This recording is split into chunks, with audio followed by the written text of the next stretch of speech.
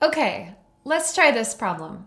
What is the pH of a 0.10 molar solution of CH3NH3Br? Then they give us the Kb for CH3NH2 as 4.4 times 10 to the minus 4. Okay, we're asked for a pH calculation. Identify what you have. Start out by asking yourself, is this thing a big 6 acid or a big B base? No, it's not. Does it look like an easily identifiable weak acid or an easily identifiable weak base?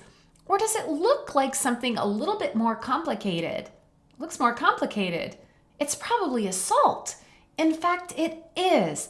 Even though this looks very confusing, CH3NH3Br, that is a plus minus ionic salt where you have a CH3NH3 plus ion. We have a polyatomic ion there, along with a Br minus ion. Now, our job is to identify which of those we can cross off. Whenever we have a salt, cross off conjugates of big 6 acids and cross off big B cations. Well, I noticed that my anion here, Br minus, is the conjugate base of a big 6 acid. HBr is a strong acid. That means that Br minus is nothing. We just got rid of the negative. We got rid of the anion, which is supposed to be a base. There is no base. Instead, what we have is a cation. Cations are weak acids. We have a weak acid here. Notice how it's related. If you look at CH3NH2, the only difference between this weak base that they gave me a Kb for and mine is the addition of an H plus ion. This is the conjugate ion, the conjugate acid of that base. So what we're left behind with is a cation, which is a weak acid. Our plan of attack for a weak acid, put it in water with some ice and use a Ka. For a weak acid, use a Ka. Did they give us a Ka? Of course they didn't. They gave us the Kb for the conjugate. No sweat. We can go ahead, change that Kb value that they gave us into a Ka. The Ka will be 1.0 times 10 to the minus 14th divided by the Kb that they gave me, 4.4 times 10 to the minus 4. If we go ahead and divide those values, we get the Ka that we need of 2.3 times 10 to the minus 11th. Okay, we've got our Ka. Let's take that weak acid, put it in water so we can ice it. So I'm going to take just the acid, leave off the part that we crossed off. So we're leaving behind the Br minus, and we're going to take this cation, CH3NH3 plus.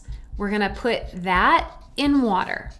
Our weak acid will weakly give off H plus ions and weakly dissociate into hydronium and that conjugate base, CH3NH2, if we lose an H and a plus. In our ice table, we're going to go ahead and we're starting off with a concentration of the CH3NH3 of 0.10 molar. We don't have any H3O plus and we don't have any CH3NH2. So we're going to go in the forward direction, take away X, add X, add X. At equilibrium, CH3NH2 is X, hydronium is X, and with this tiny little Ka, we're going to use the rule of 100 approximation, and we're going to call this 0.10, essentially unchanged. Now, I'm going to use those equilibrium values and put it equal to my Ka. The Ka, 2.3 times 10 to the minus 11th is equal to X times X, or X squared, all over 0.10. All right, let's go ahead and solve for x. 2.3 times 10 to the minus 11th multiplied by 0.1. We're going to take the square root. We get an x value of 1.5 times 10 to the minus 6 molar. Almost there. So now we go, what is x? I have x, but what is it? X is your hydronium concentration. We now know the H3O plus that we need to find our pH. So pH equals negative log of the H3O plus concentration. pH equals negative log of 1.5 times 10 to the minus 6. pH equals, okay, it's going to be really close to 6. It's going to be between 5 and 6. And in fact, I get a pH of 5.82. All right, last step. Does it make sense? We have a weakly acidic pH. If we look back at what we had, we said we had a weakly acidic salt. Makes sense. Okay, I hope that helps. Take care.